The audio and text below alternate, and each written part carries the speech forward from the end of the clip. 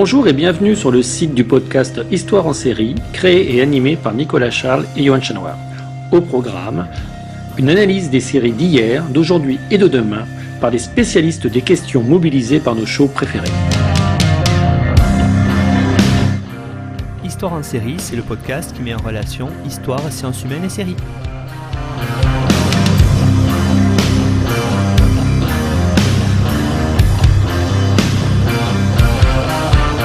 Bonjour à tous, bienvenue dans l'Histoire en série où je reçois aujourd'hui Pierre Langlais. Bonjour Pierre.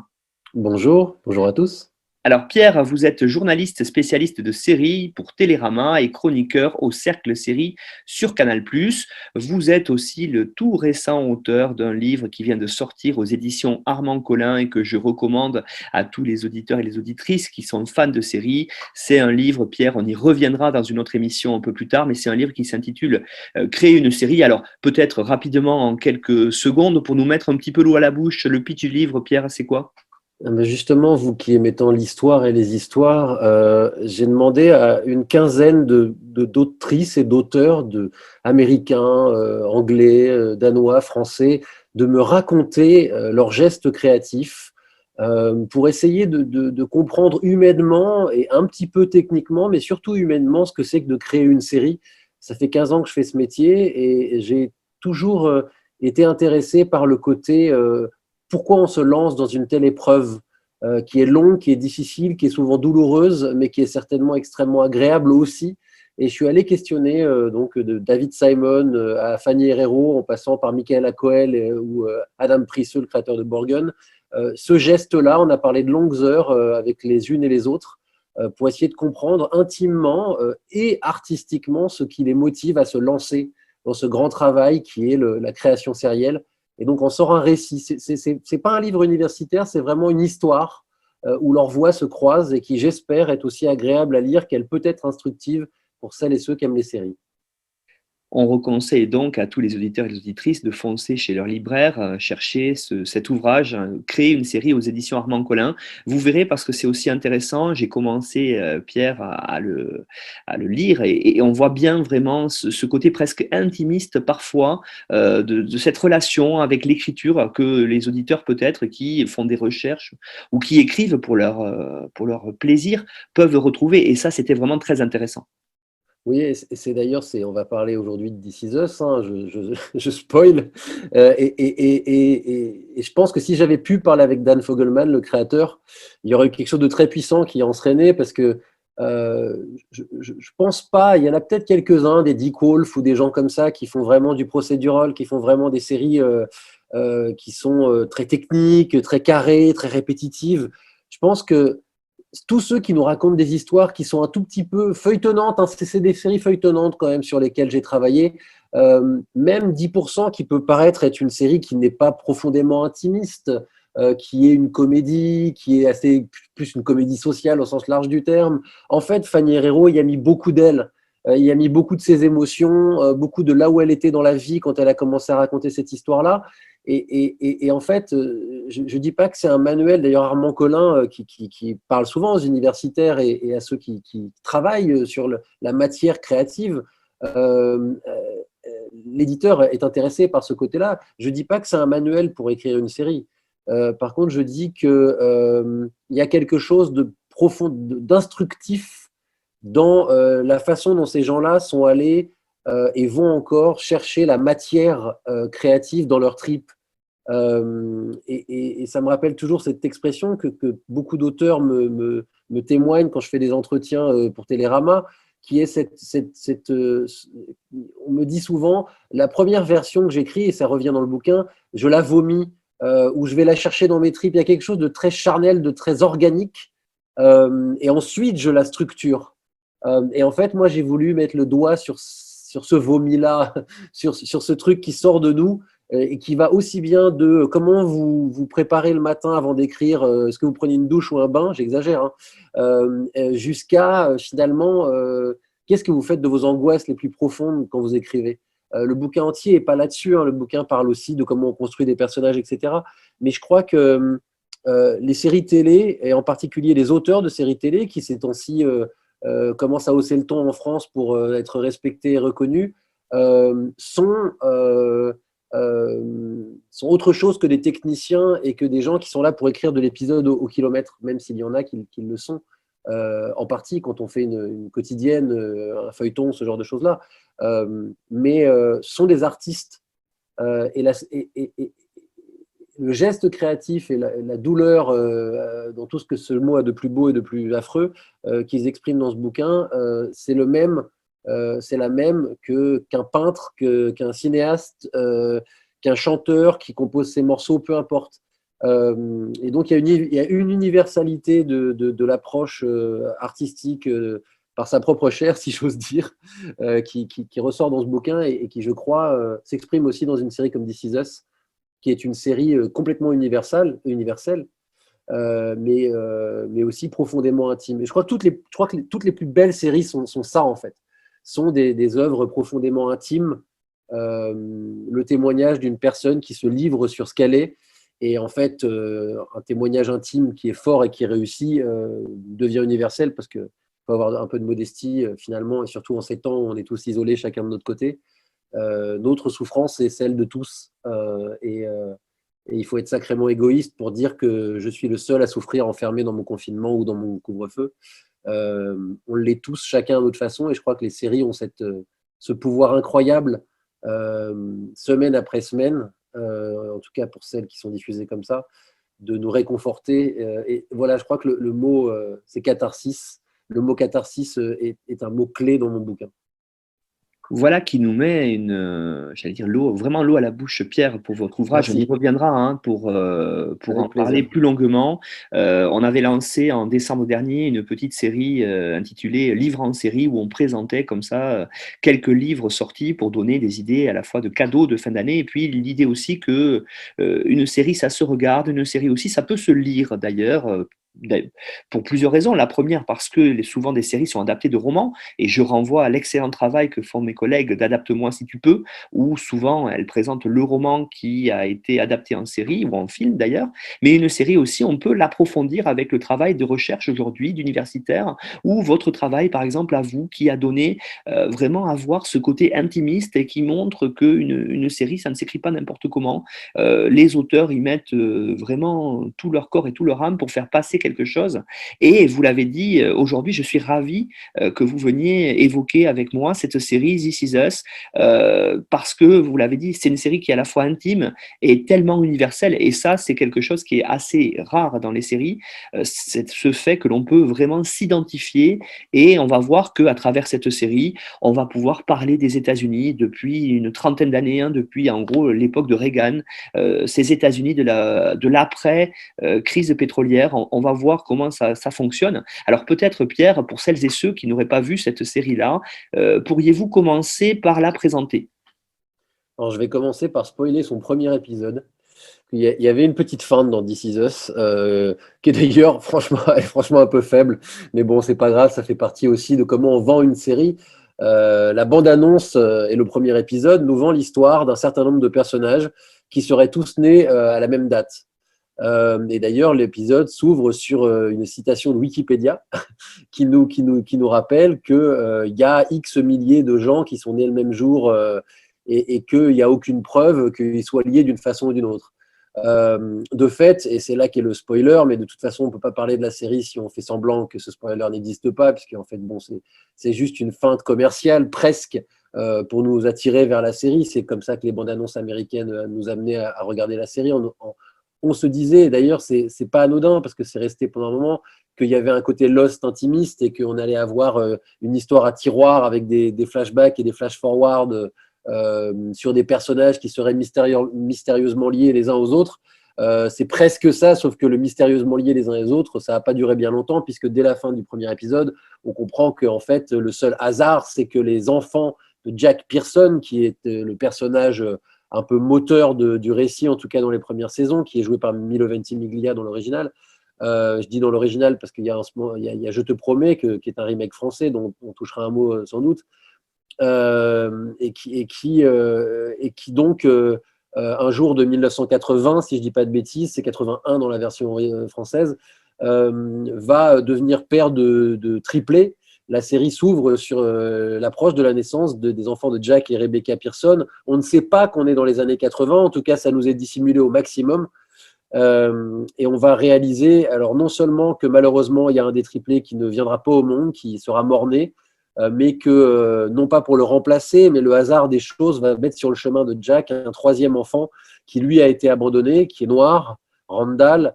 Et donc on aura Kate, Kevin et Randall. Donc on sent bien que Kate et Kevin, les prénoms ont été pensés. D'ailleurs à la base, Randall s'appelle Kyle, c'est Kate, Kevin et Kyle, parce que voilà, il y a une cohérence dans les prénoms et pour des raisons complexes et intéressantes que la série met en scène, il sera renommé Randall. Et donc on va avoir une narration en 2 temps entre notre époque et la vie de ces 3 frères et sœurs. Kevin, acteur, Randall qui bosse dans la finance et Kate qui est l'assistante de Kevin à la base, puis qui est quelqu'un qui ensuite va chercher sa voix entre la chanson, comme sa mère d'ailleurs dans sa jeunesse, et d'autres voix professionnelles. On va les voir évoluer au quotidien, s'embrouiller, s'aimer, leur vie privée, leur vie familiale, leur relation avec leurs propres enfants, et la maternité aussi plus généralement, et paternité, et par flashback, leur enfance, et par plus grand flashback encore, la rencontre entre les parents, enfin bref, par une narration complètement fragmentée entre les années 70, la guerre du Vietnam, la rencontre entre les parents et même parfois brièvement des flash-forward dans le futur quand les enfants sont vieux, enfin sont plus vieux en tout cas, on va avoir le récit, une histoire familiale en fait de cette famille Pearson. C'est là qu'on en vient au titre de la série, This Is Us. Donc c'est nous tout simplement, hein. Ça se traduit très mal en français.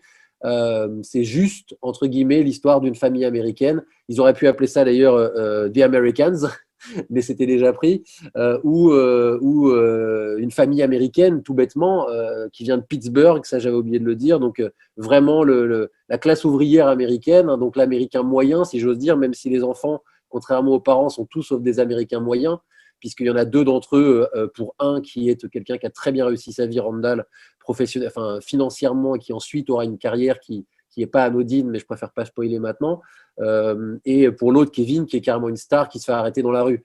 Donc voilà, et peut-être pour vous redonner la parole, donc on en est à la 5e saison aux États-Unis, elle date de 2016, elle est diffusée sur NBC aux États-Unis, Canal+ en France, et c'est donc Dan Fogelman qui l'a créé. Et pour vous redonner la parole, moi au début, j'avais presque compris This Is US. Je croyais qu'il y avait un jeu de mots là-dedans qui visiblement est involontaire.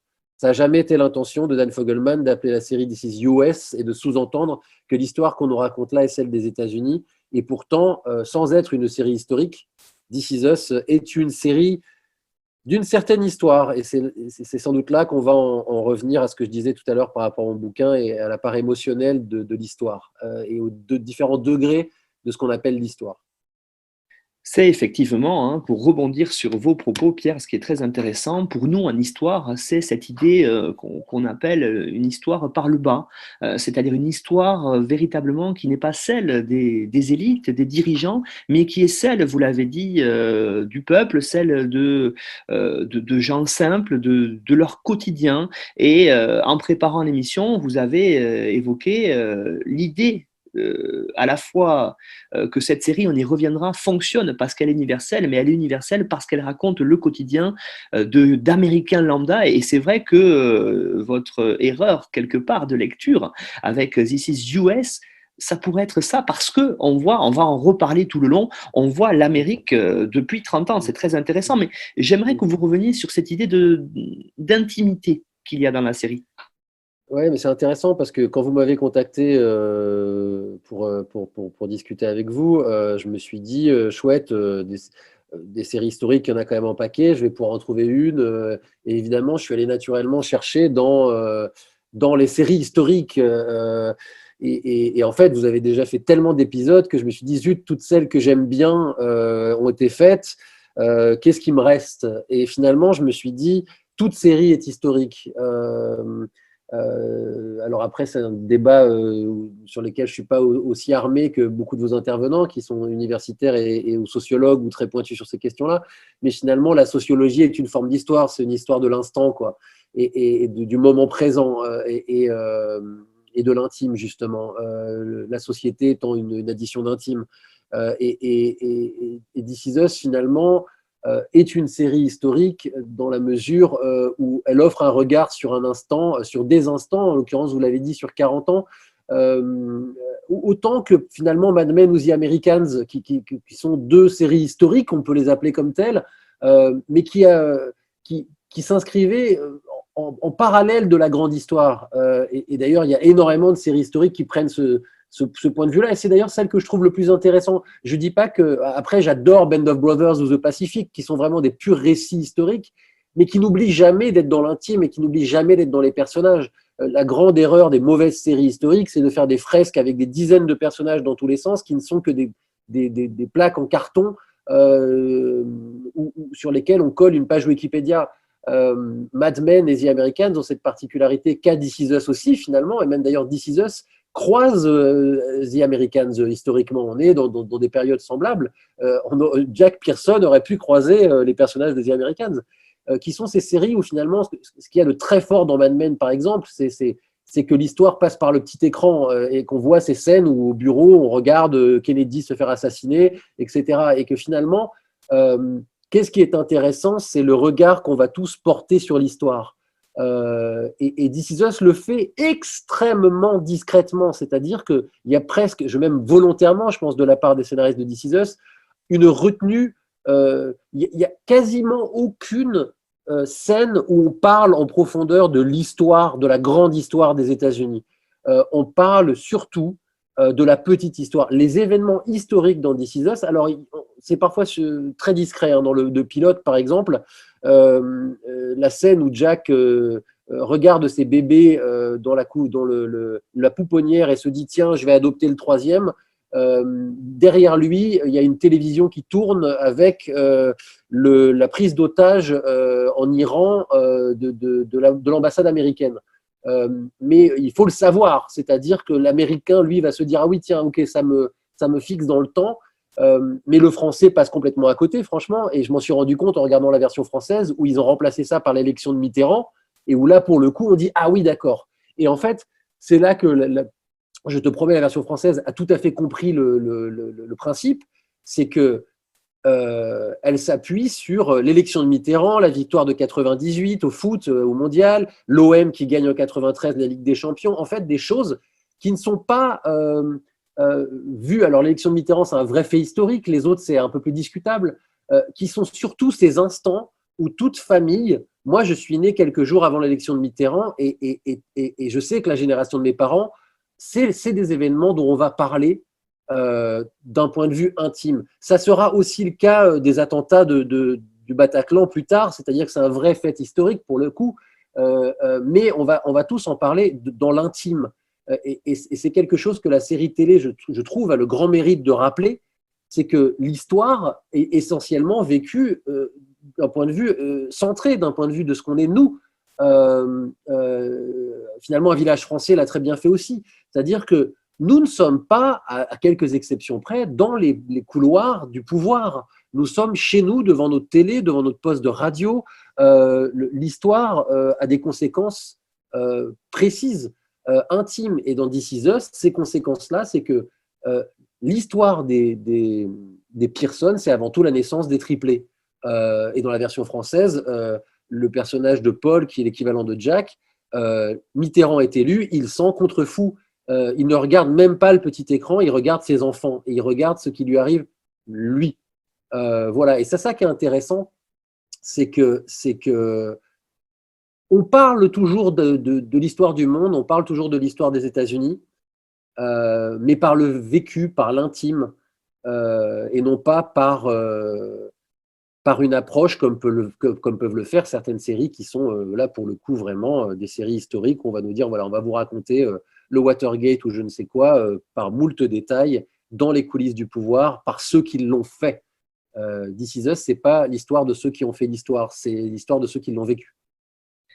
Et c'est exactement ce que je voulais voir maintenant avec vous, parce que quand je pense à ce que vous dites là, vous avez aussi, dans la préparation de l'émission, évoqué un mot très important, le mot résilience, quand vous pensez à cette série. Et effectivement, moi aussi, quand je pense à ça, ce mot résilience, il était par exemple apparu dans nos émissions avec Aurélie Godet dans l'épisode 39 autour d'une série, justement, hein, qui a été showrunnée par David Simon, Tremé. Et là aussi, on avait cette histoire par le bas d'approche de la Nouvelle-Orléans, post-Katrina. On suivait ces gens-là. Et c'est quelque chose que l'on retrouve quelque part dans This Is Us. Ouais, c'est vrai. D'ailleurs, Trémé, qui était mon premier choix, hein. Moi, je vous parle là de mon bureau. J'ai une affiche de Trémé. Je suis allé 2 fois à la Nouvelle-Orléans sur le tournage et il en est longuement question dans le bouquin de Trémé. Euh, alors, évidemment, David Simon est un auteur beaucoup plus politique que Dan Fogelman. Je ne pense pas que This Is Us soit une œuvre marquée politiquement, même si elle ne tourne pas complètement le dos à certaines thématiques. On le verra peut-être après. Euh, mais quand vous parlez de résilience, je parlais de catharsis. Je crois que ce que fait la série, et c'est pour ça qu'elle est considérée, c'est une série qui est très triste. Enfin, c'est une série qui fait beaucoup pleurer, hein. La façon dont la plupart des critiques la présentent, c'est que c'est vraiment la grande série de l'usage du mouchoir depuis Six Feet Under, quasi, hein. Il y a évidemment de très très grandes séries bouleversantes qu'on a vues, de The Leftovers à Rectify, pour n'en citer que 2 dont je suis absolument fan. Mais qui ne sont pas des fresques sur la longueur comme peuvent l'être Six Feet Under en son temps et aujourd'hui This Is Us, qui pour moi finalement sont des séries sœurs, même si elles sont diffusées sur des chaînes très différentes et donc ont des modes narratifs et des ressorts dramatiques très différents. En fait, c'est quelque chose de très réconfortant, de très puissant, de dire aux gens d'aller chercher l'humanité en fait dans l'histoire et de s'en souvenir et de le rappeler encore et encore. Et il y a 2 façons de faire ça. Il y a la façon grandiloquente, si j'ose dire, mais qui peut être aussi noble, hein, qui est de raconter l'histoire, je ne sais pas moi, des pompiers du 11 septembre. Et il y a celle de raconter l'histoire du mec qui rentrait juste chez lui ce soir-là. Et c'est d'ailleurs ce que certains livres ont fait. Le 11 septembre en particulier débouché sur énormément de fiction de l'instant. D'ailleurs, This Is Us n'y est pas encore attaqué, mais je pense que ça viendra d'une façon ou d'une autre, même si c'est un peu dans un angle mort de l'histoire de cette série-là, puisque si je ne dis pas de bêtises, le père meurt avant ça, donc finalement on est plus dans l'histoire, dans la grande histoire de Jack Pearson. Mais c'est cette capacité d'en revenir à l'humain et de dire finalement que c'est ça qui fait société, que c'est ça qui fait structure, que c'est ça qui fait qu'on vit en fait. La plus belle scène de This Is Us aurait très bien pu être une scène de Trémé. Pour moi, la plus belle scène de This Is Us, c'est dans la première saison, c'est quand Kevin Pearson, après avoir lâché comme ça par dépit face à ses petites nièces, donc face aux filles de Randall, que finalement à la fin on va tous crever, les retrouve dans leur chambre et leur montre une peinture qu'il a fait, puisqu'il explique que pour préparer ses rôles, il peint. Et il montre un dessin qui est du sous Pollock, pour dire les choses simplement, où il a jeté des traits de peinture comme ça dans tous les sens. Et il explique aux filles que finalement, la vie, c'est un peu ça. Qu'on est tous ces couleurs-là qui se mélangent sur une toile. Et que, en fait, comme sur sa toile, il y a des traits qui sortent de la toile. Donc finalement, il y a un moment où on sortira de la toile, où on ne sera plus dans cette toile. Mais ce mélange-là, c'est ça, nous. Littéralement, il dit This Is Us. L'existence, la famille et par extension la société, c'est ce mélange de couleurs, ce mélange de traits qui partent dans tous les sens, qui se mêlent, qui se croisent, qui se perdent et qui n'ont, comme il le dit, pas toujours de fin. Et je trouve que cette description-là est extraordinairement réconfortante quant à ce qu'est une société. Et c'était la beauté de Trémé. Trémé n'a pas de fin. Trémé s'ouvre. Les personnages partent. J'ai eu la chance immense, chaque jour que j'y pense, je me dis que j'ai vraiment été béni ce jour-là, de me retrouver sur le dernier jour de Trémé, sur le tournage au moment où ils remballaient, où ils applaudissaient, où ils disaient c'est fini les mecs, merci d'avoir été avec nous. Et j'étais assis avec Wendell Pierce, qui est un des personnages principaux, et qui me parlait du fait qu'il était de la Nouvelle-Orléans, etc., et que tout ce qu'il y avait d'intime pour lui dans cette histoire-là, et de finalement comment pour lui, la série ne s'arrêterait jamais, et que encore aujourd'hui, Trémé est en train on est à la saison 10 de Trémé. Elle est plus visible à la télé, mais elle a toujours lieu.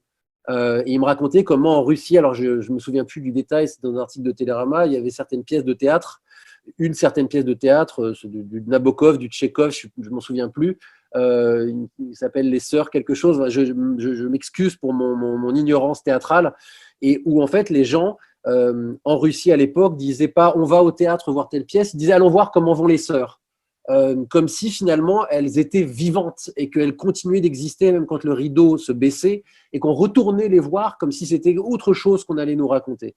Et ce que dit cette scène avec Kevin Pearson et ce que dit Trémé et ce que dit This Is Us, c'est que finalement on est dans ce grand geste-là de l'existence, de l'humanité, et que c'est ça qui nous permet de vivre, et que c'est ça l'histoire finalement, c'est pas pour rien que la seule différence entre l'histoire et une histoire, c'est la taille du H, et encore, on n'est pas forcément contraint de mettre un H majuscule. Et ce qui est très fort là-dedans aussi, et j'en reviens à mon métier de critique de série, c'est que c'est aussi la définition d'une série télé. Même si finalement on a de plus en plus de mini-séries, de choses qui sont bouclées, qui se referment et tout, pour moi, c'est une des raisons principales de continuer à regarder This Is Us, c'est que c'est une des dernières séries en tout cas réussi, à faire ce grand voyage feuilletonnant, dont une des acceptions, c'est de dire qu'on ne sait pas où il va. Et tous ceux qui ont abandonné This Is Us en disant ouais, franchement, ça, on ne sait pas où ça va et tout, mais moi, c'est justement parce que je ne sais pas où ça va que je regarde. Parce que justement, cette histoire-là continuera, je ne sais pas combien de temps, et même si elle est interrompue brutalement, genre, allez, on arrête, on coupe, ça marche plus, il n'y a plus assez d'audience, c'est terminé, il n'y a pas de fin, mais ça sera très bien. Et de toute façon, même s'il y a une fin, il n'y aura pas de fin. Six Feet Under a fait le choix de boucler en quelque sorte en faisant cette fin magnifique qui est la sienne. Moi, je préfère une fin. J'adore la fin de Six Feet Under, hein, mais Trémé a choisi de faire une fin où finalement les personnages continuent de vivre exactement comme The Wire, où finalement c'était complètement ouvert et les personnages reprenaient leur quotidien. Et voilà. Et c'est ça que je trouve magnifique dans This Is Us, c'est de nous dire, en fait, oui, nos vies à nous, c'est ça. Ça se trouve, vous, moi, on se parle aujourd'hui, demain on sera mort. Évidemment, si on y pense, c'est terrifiant et on ne peut plus avancer, on est pétrifié. Mais c'est ça qui est fort avec This Is Us, c'est de nous dire on n'est qu'un instant dans l'histoire, mais c'est notre histoire, et notre histoire, elle compte. Même si elle s'effacera, même si elle est juste pour un instant, elle compte.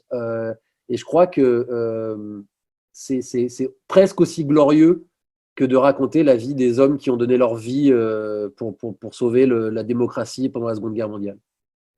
Et est-ce que vous croyez justement, Pierre, que ce côté universaliste de l'histoire qui est racontée par This Is Us, comme on peut aussi le voir dans Je te promets sur TF1, c'est parce que ces deux séries, on va dire, sont diffusées, notamment This Is Us, bien sûr, aux États-Unis, sur un network. Est-ce que ce côté peut-être plus universel d'une chaîne ouverte à tous, ça a joué sur l'écriture? Oui, c'est une grande série populaire, c'est aussi ce qui fait sa force, c'est aussi ce qui fait sa beauté. Même si, en fait, je parlais de Six Feet Under, mais il y avait aussi, comment elle s'appelait cette série? Zut, la dernière série d'Alan Ball, justement, qui était finalement une descendante de Six Feet Under. J'ai envie de dire Right Now, ou je ne sais plus quoi, parce que c'était un titre comme ça. Here and Now, Here and Now. Qui n'a pas marché, qui a fait qu'une saison. L'ambition est la même finalement, sauf que la seule différence, c'est que This Is Us va être beaucoup plus prudente, patiente. Elle va employer des processus un peu plus tire-larme et plus lourds, entre guillemets. Mais c'est la grande fresque populaire. C'est pour ça que même si je peux trouver des défauts à Je te promets et que j'ai rarement une grande affection pour les séries de TF1 qui sont souvent formatées et moins courageuses que beaucoup d'autres séries. J'ai soutenu Je te promets et souhaité très fort qu'elle marche parce que simplement, elle fait quelque chose qui ne fonctionne aujourd'hui en France que dans les quotidiennes, dans les soaps quotidiens. C'est-à-dire et encore dans les soaps quotidiens, on en met des meurtres et des choses comme ça. Elle nous raconte une histoire simple, en fait. Elle nous raconte des histoires. Moi, j'aime beaucoup Jean-Paul Dubois, qui est un auteur qui finalement est pile dans la ligne d'Ici Us, qui raconte l'histoire de l'humanité aussi, qui est un ancien journaliste, hein, Jean-Paul Dubois, et donc qui a ce réflexe-là. Une vie française, qui est un de ses bouquins les plus connus, et qui est un livre extraordinaire, je trouve, raconte exactement, je te promets, la vie d'une famille, d'un personnage en particulier, des années 70 à aujourd'hui, ou à 60, je ne sais plus, mais c'est la grande fresque populaire, et on en a tellement besoin, en fait, et ça nous rappelle que les séries télé, il fut un temps, les grandes fresques, enfin les séries télé étaient un art populaire en France, et qu'il s'est passé quelque chose où on a commencé à le mépriser, et que fondamentalement on vit dans un pays où la culture populaire, il y a toujours une sorte de rupture entre l'intelligentsia soi-disant et le peuple. Moi, j'y crois pas du tout, et je pense que la série télé est justement la preuve qu'on peut se réunir tous autour de grandes histoires qui pourront émouvoir tout le monde. Et évidemment, moi, quand je regarde This Is Us, on va en parler. Je pense à l'Amérique, je pense à plein de choses intéressantes, je pense aux structures sérielles, à ces récits qui se reposent sur des moments clés, comme le Super Bowl, comme Thanksgiving, comme tous ces événements qui structurent la société américaine. Je pense à la représentativité que sont les Pearson, parce qu'on va en parler, mais c'est une série qui est aussi très représentative de la société américaine, pas dans sa totalité, mais en tout cas dans une certaine diversité. Et donc, je souhaite très fort que ces grandes histoires populaires trouvent leur place. Mais This Is Us n'est plus un carton d'audience aux États-Unis. Et Je te promets a fait un bon démarrage et derrière a été beaucoup plus raisonnable. Donc c'est difficile d'attirer les gens en leur disant non, en fait, au bout du compte, on vous demande juste d'être ému pour ces personnages. Il ne va pas y avoir un moment, un meurtre, où il va falloir trouver le coupable. Et je crois que plus This Is Us durera, plus on pourra se dire que le feuilleton, au sens noble du terme, existe encore. Et moi, c'est tout ce que je souhaite. On peut raconter une histoire sur la longueur sans qu'il y ait des dragons et des morts vivants. Si on en vient maintenant aux personnages qui sont tout à fait, vous l'avez dit, hein, représentatifs, alors bien sûr, on ne peut pas représenter totalement cette société américaine à la fois multiculturelle, multiethnique. Tous ne sont pas là, mais il y a quand même une vraie représentativité là-dessus avec plusieurs personnages. Vous avez commencé, bien sûr, à évoquer le personnage Randall, qui est noir. Mais moi, j'ai trouvé aussi, par exemple, très intéressant de voir quelqu'un comme Kate, qui est une personne qui est en surpoids, et travailler sur ces notions d'obésité, ça aussi, c'est le quotidien des États-Unis. Alors, qu'est-ce qu'on peut dire là-dessus, Pierre, sur ces choix de ces principaux personnages? Alors, ce qui est intéressant et ce qui est assez réussi, c'est qu'ils arrivent à faire que ces personnages soient à la fois définis par ce qu'ils sont en tant que représentation, que leur identité physique ou la couleur de leur peau, la forme de leur corps, etc.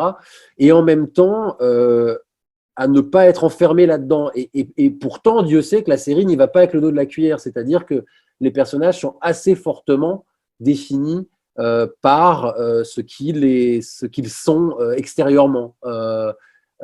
Et donc, ce qui est intéressant, c'est que moi, je trouve que on est avant tout dans une série de l'intime, c'est-à-dire qu'on pense, c'est pour ça qu'elle est réussie pour moi, c'est-à-dire qu'on ne se dit pas l'obèse ou le noir, on se dit Kate et Randall, parce qu'ils sont avant tout définis par leurs troubles, leur souffrance, leur identité psychologique, que par leur identité physique, quand bien même cette identité psychologique serait la conséquence de leur physique.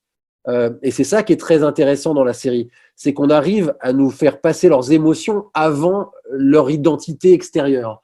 Donc leur identité profonde avant leur identité au sein de la société. Et c'est d'ailleurs intéressant que le personnage de Randall, dont la thématique, depuis assez rapidement en saison 1, on nous fait comprendre qu'enfant, il va prendre conscience très vite de sa différence. Il est dans une famille de blancs et il commence à se poser des questions sur le regard de la société sur lui, sur son corps, sur ses cheveux, sur comment il va se définir. Il aime son père, qui est un père assez puissant, Jack, mais ça ne suffit pas. Et donc la série commence par la découverte de son père biologique, et donc nous fait comprendre très vite qu'il y avait ce besoin chez lui. Et donc, mais il a fallu attendre la dernière saison. Et la dernière saison est très marquée par Black Lives Matter, et par la quête de Randall qui va aller questionner, cette fois-ci adulte, plus frontalement, d'autant qu'il est engagé en politique, son identité ethnique, sa couleur de peau, et pour essayer non pas de faire un geste politique, mais de faire un geste intime. Mais le geste intime est un geste politique, et c'est ça qui est fort dans cette série-là. Et moi, ce que je trouve d'assez réussi, c'est que finalement, si on regarde le Big Three, comme il l'appelle, les trois mousquetaires en français, donc les trois enfants, c'est une obèse. On peut même employer le terme américain qui est morbidly obese, et c'est très important parce que dans la version française, le personnage est moins obèse, si je veux dire, elle est même juste en surpoids, comme vous disiez, et donc on a insisté plus sur son mal-être. Là, Kate, elle n'est pas seulement dans un mal-être, elle est en danger. Et quand elle va se retrouver dans une position de devenir mère, ses enfants sont en danger. Et donc, on parle là vraiment d'un risque médical. Donc, on va avoir affaire à une obèse, l'obésité étant un grave problème de santé aux États-Unis. Un noir, Randall, donc, qui lui va incarner. C'est un noir à la façon Prince de Bel-Air, c'est-à-dire que c'est un noir qui a réussi socialement, qui a réussi économiquement. C'est d'ailleurs un de ses moteurs, on le comprend au fur et à mesure, c'est de partir de cette différence pour finalement être conquérant et devenir quelqu'un d'extrêmement. C'est un personnage qui est très marqué par son côté maniaque, très structuré, très décidé, très preneur de décision, enfin voilà, c'est pas quelqu'un qui est dans les. Enfin voilà, et finalement, on va comprendre que ce côté-là le blesse profondément et que c'est quelqu'un qui fait des crises de panique, etc.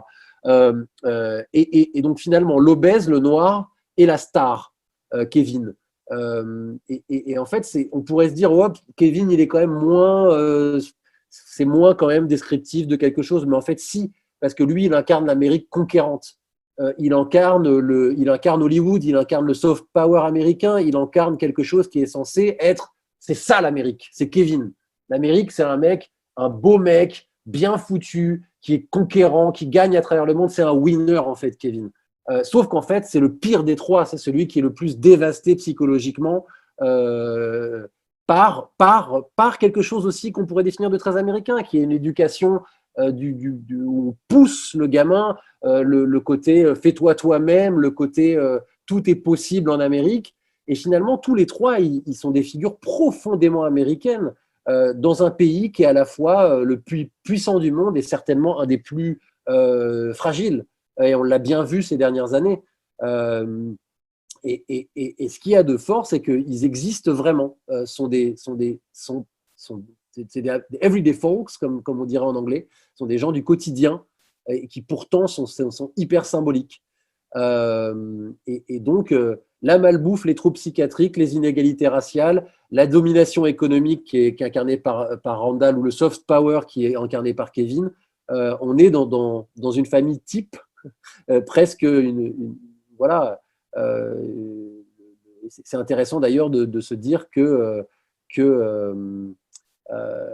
tous vont devenir, enfin tous, on va les voir devenir parents et famille d'accueil aussi. Et on va se retrouver encore plus dans la famille de Randall, par exemple, dans une coupe démographique de l'Amérique, avec évidemment Randall et sa femme Bess, qui ont leur fille Tess, qui elle va faire son coming out.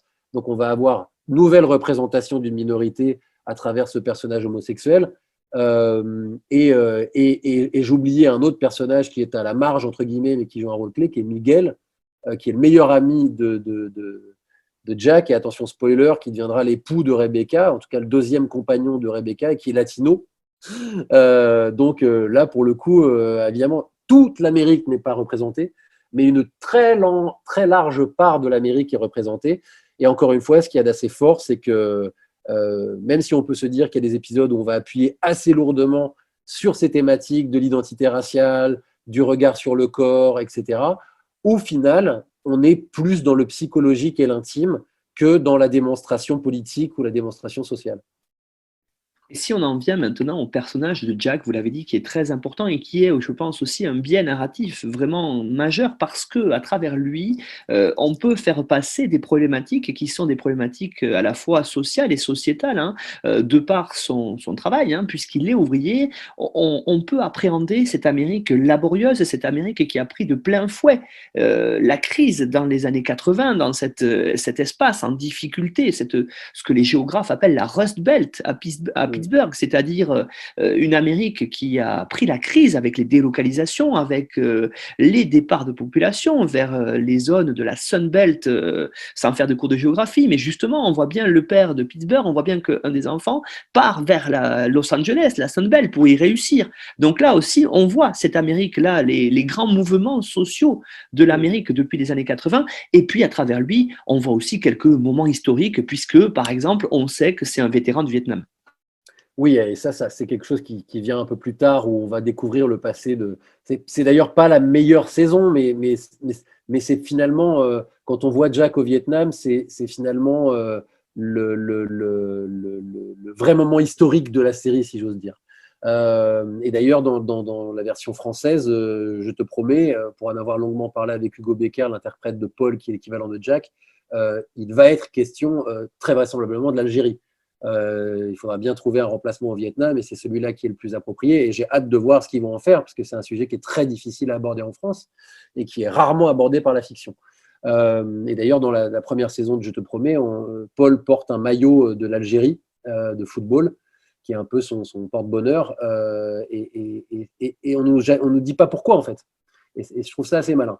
Et pour en revenir à This Is Us, effectivement, et d'ailleurs le grand rendez-vous familial, la chose qu'on voit d'entrée de jeu de la série et qui est vraiment cet instant de communion, même quand le père est mort, puisqu'on pose l'urne avec les cendres du père sur la table le jour du Super Bowl, c'est de défendre les Steelers de Pittsburgh, littéralement l'acier, quoi, ceux qui travaillent l'acier. Donc l'équipe de football américain de Pittsburgh est marquée par cette histoire-là. Ça va jouer un rôle clé. C'est pas anodin que la série soit à Pittsburgh. Alors même si finalement on voit assez peu la ville quand on y pense, on voit rarement, voire jamais le centre-ville de Pittsburgh pour la simple et bonne raison qu'ils ne doivent pas tourner à Pittsburgh, mais plutôt des banlieues verdoyantes.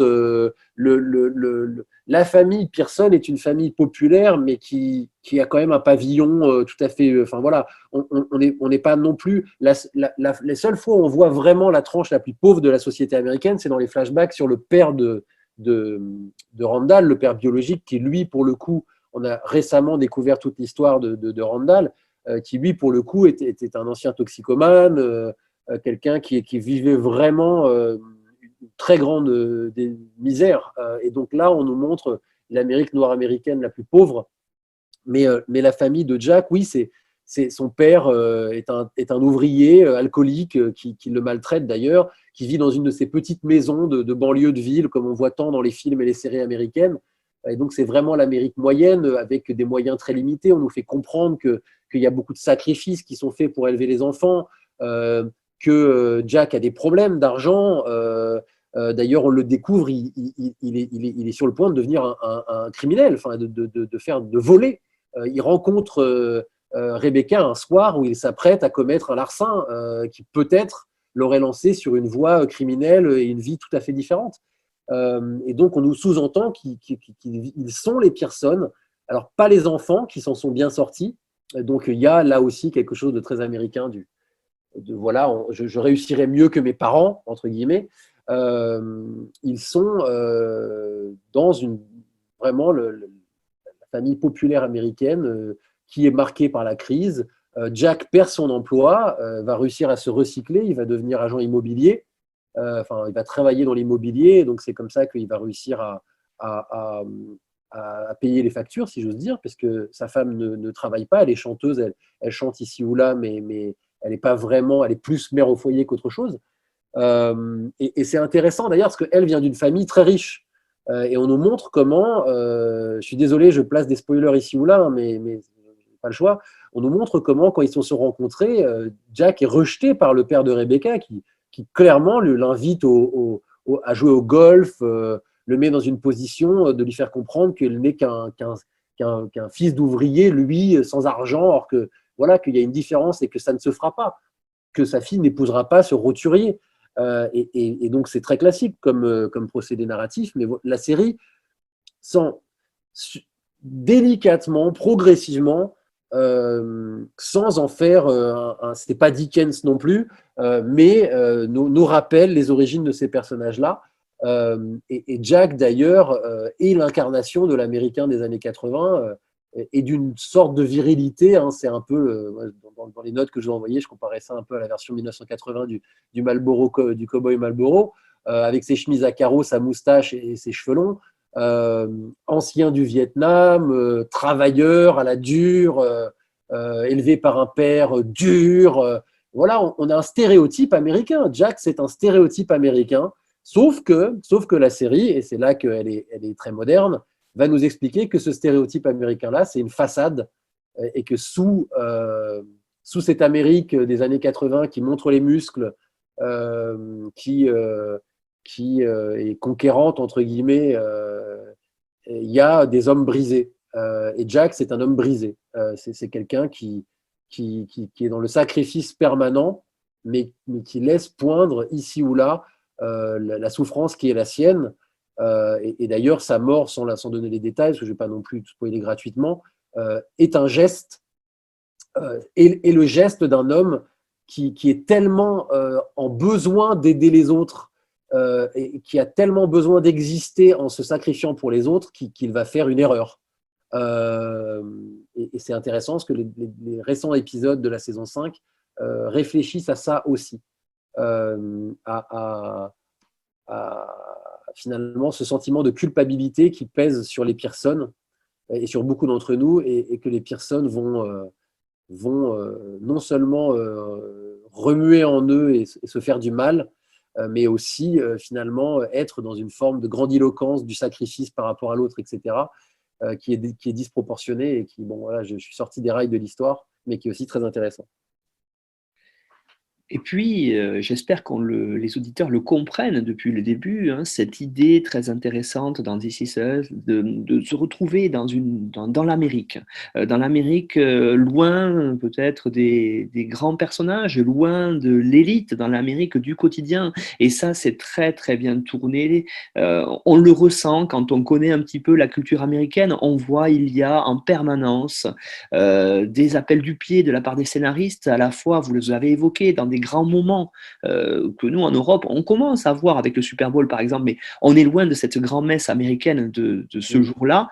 Et dans des moments du quotidien, des fêtes comme Thanksgiving, tout ça, il y a en permanence distillé par les showrunners de cette série-là une vision de l'Amérique. Oui, et puis qui passe aussi par beaucoup de références culturelles, hein, c'est classique, hein, on cite des films beaucoup. Il y a notamment le personnage de Kate évalue si oui ou non elle va pouvoir aimer un homme à sa capacité à rire devant y a-t-il un pilote dans l'avion. On va nous montrer comment Randall va découvrir Mohamed Ali. Et comme Mohamed Ali a été pour tant de jeunes noirs américains un modèle.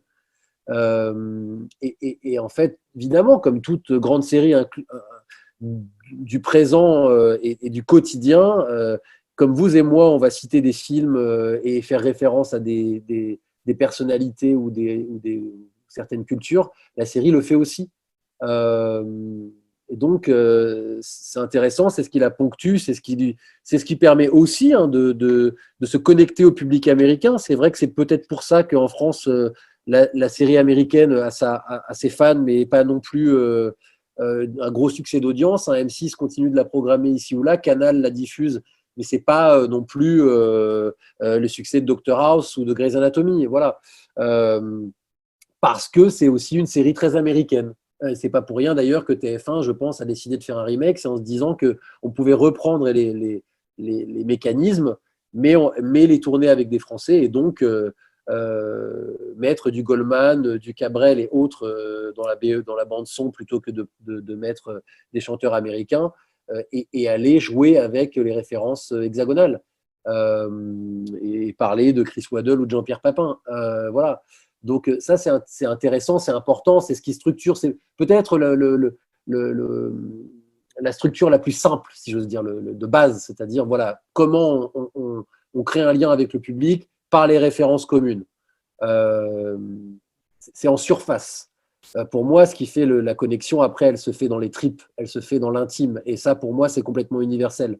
Et c'est pour ça que je m'identifie complètement au personnage, alors d'autant que j'ai à peu près la même date de naissance qu'eux, donc ça facilite les choses. Mais c'est aussi parce que ce qu'ils expriment de leur intimité, de leur souffrance, est universel complètement, et pas seulement américain.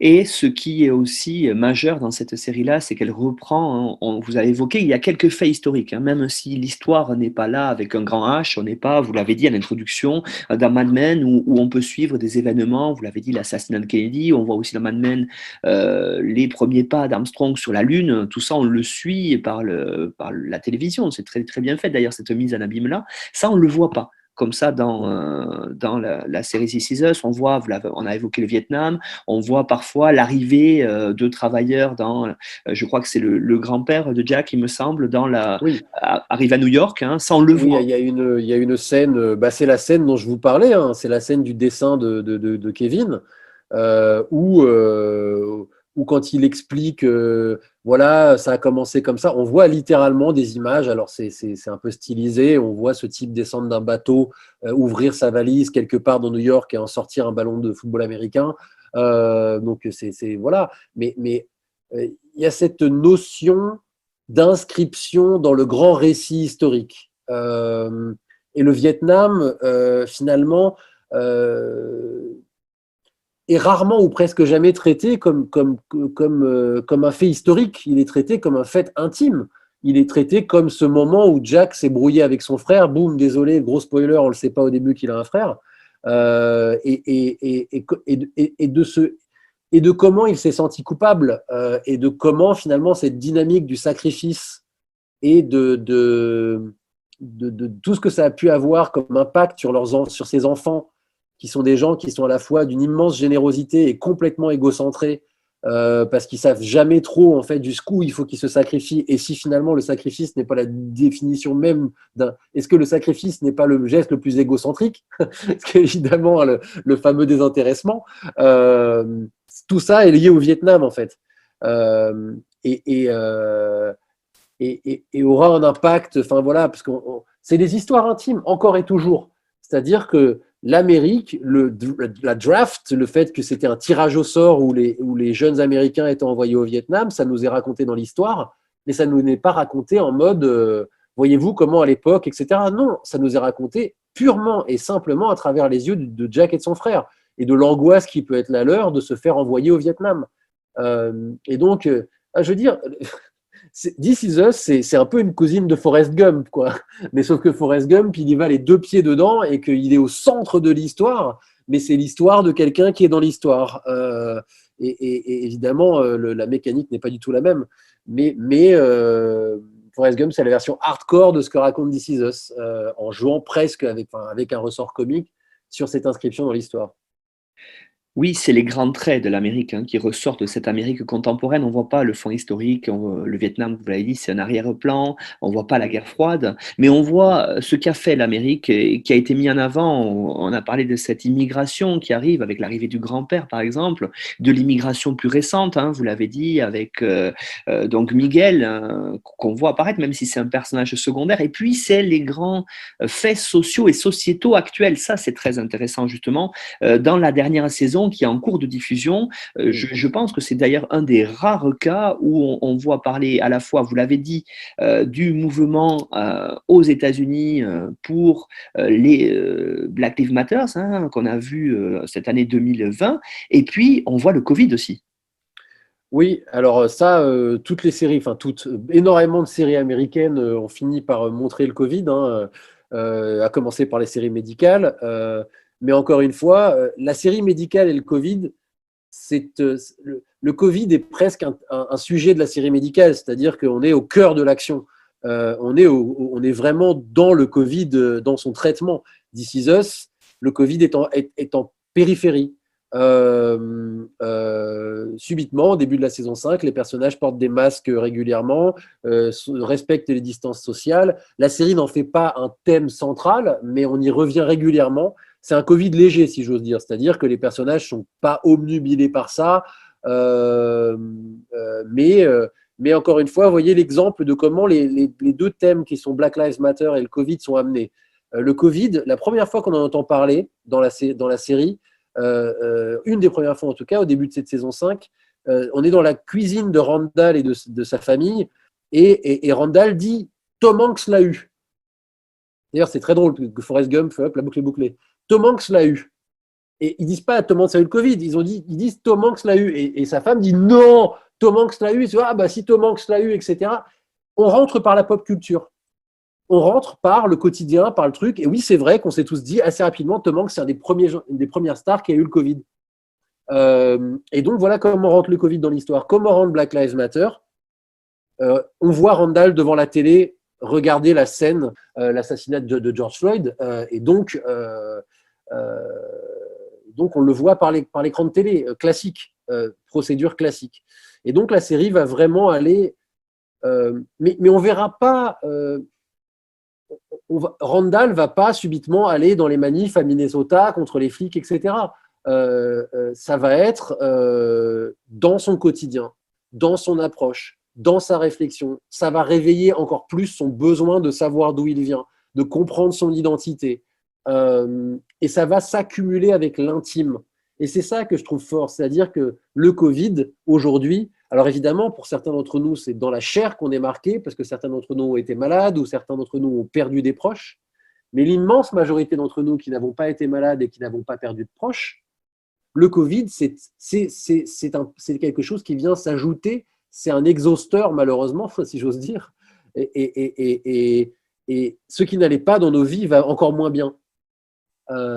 Et c'est ce qui se passe dans This Is Us.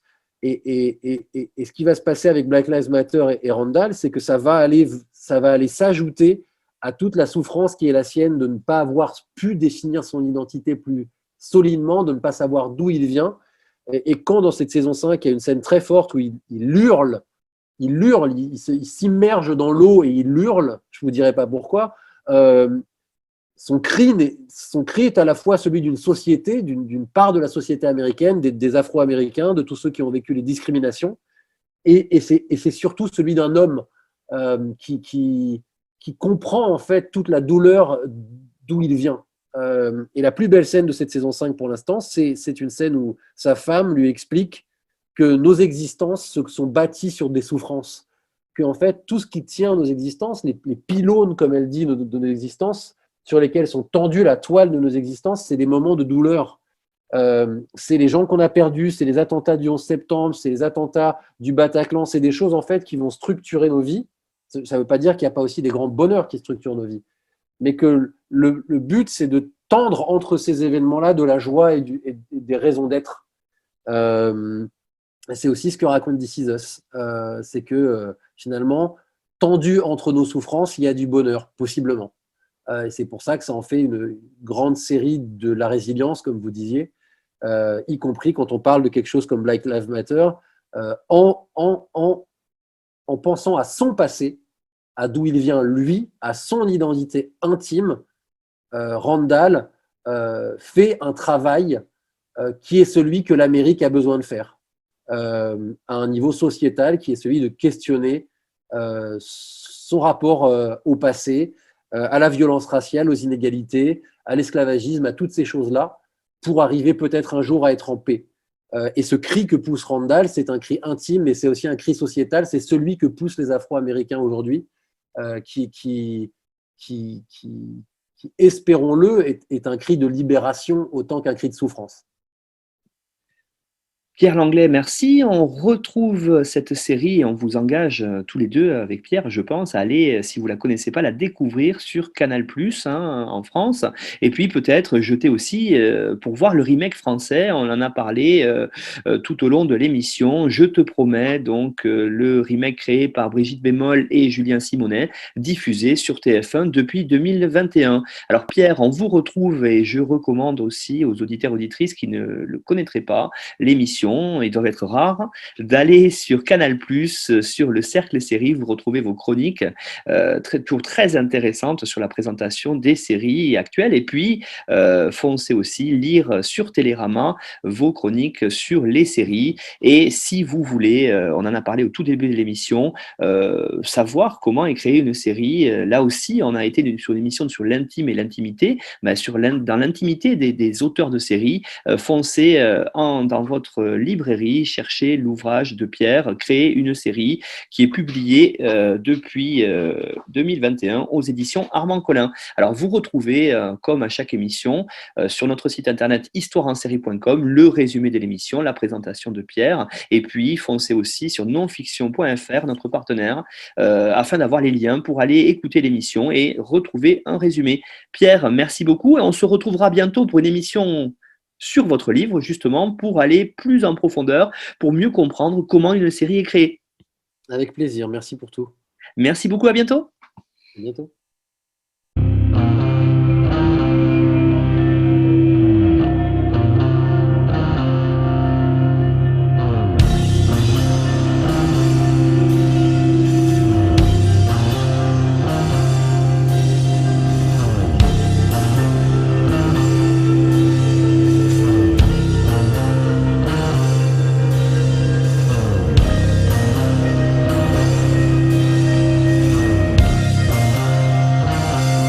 Retrouvez-nous sur Twitter @Histoire en série pour connaître le programme à venir ainsi que des conseils bibliographiques.